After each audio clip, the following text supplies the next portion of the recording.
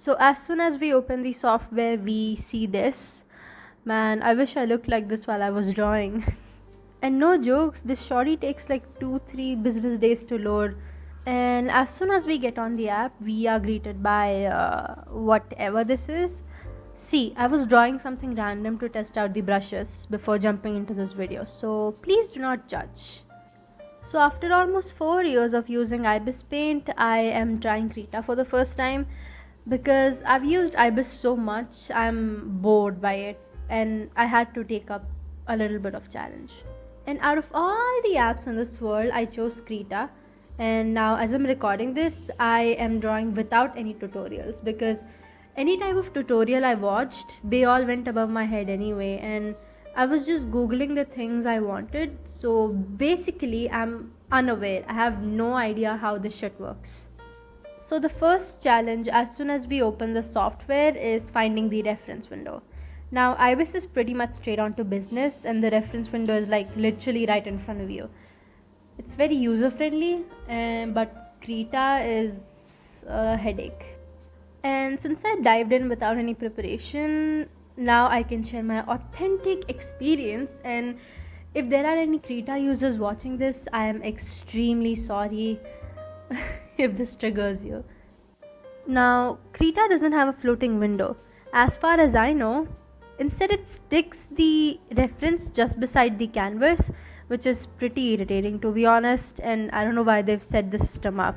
Like if you mess up the angle of the reference, then you have to delete it and try all over again.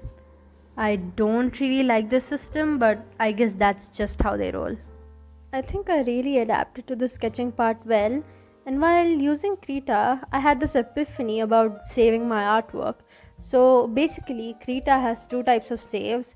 One is the one you do manually, and the other one is autosave. And God forbid I left my app without saving the artwork manually. I come back 10 minutes later with a drink, and I see that this autosaved canvas literally started reproducing itself. For context, there was another canvas on which I had just made random strokes and I didn't delete it. And the tabs you see here, like they started multiplying. So when I had just opened the one tab I was drawing on, this tab started multiplying into 10 more tabs and it got so intense that Krita kicked me out on its own. Well, that was traumatizing, but I now understand the importance of saving my artwork in Krita. Like, it wasn't so difficult on Ibis Paint, dude. Now, about the lasso tool, it was good, it was decent. I don't have anything to say about it.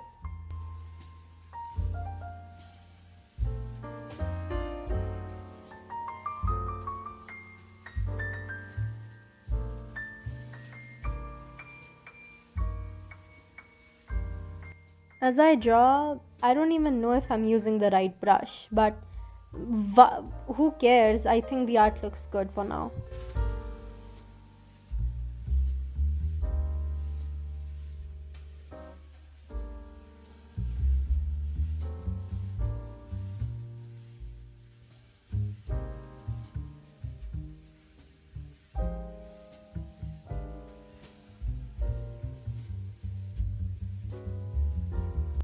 Throughout the entire process, I couldn't find the liquify tool, hence, my subject looks a little bit like a webtoon character, but I think that's fine for the first time. And okay, I'm not gonna ignore the fact that my drawing and my reference look completely different, but I'm gonna forgive myself in this one because I'm still an amateur.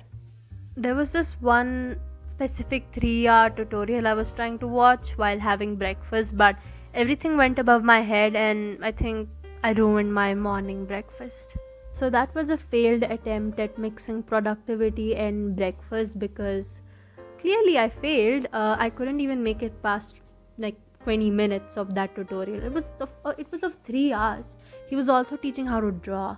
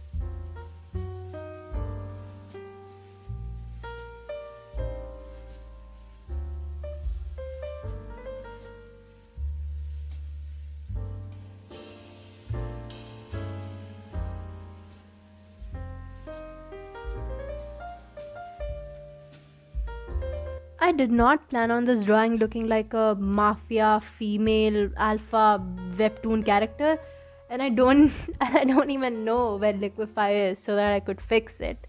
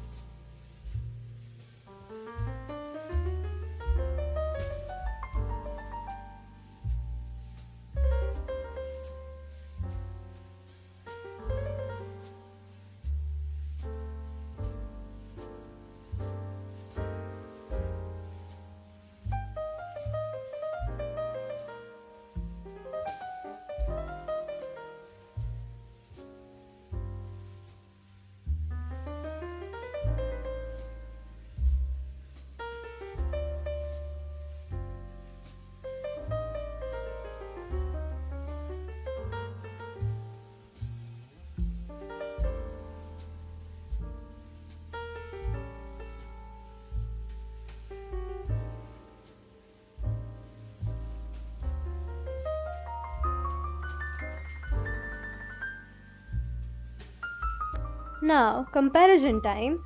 Ibis is very convenient and beginner friendly, whereas Krita loves throwing some technical challenges to suck your soul out. Ibis has a diverse but simple brush engine, like they seriously got brushes for clouds, blood, chains, and I don't know what else, but Krita has limited but complex brushes, and I'm enjoying them. And unfortunately, that's the only comparison I can give you because this is the first time I'm using Krita and I started recording it. And I have no experience. I think I'll come back and tell about more experiences later.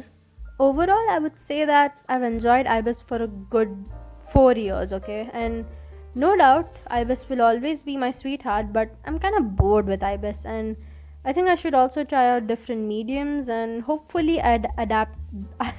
The fuck? Hopefully, I adapt to Krita well. And we come to the end of this. Well, this was my first ever drawing experience with Krita, and this actually looks way better than what I imagined. And I think I'll draw 2-3 things more just to adjust to the user interface and brush engine. But that's it for today. And I hope you enjoyed this little drawing session, and I'll see you in the next one.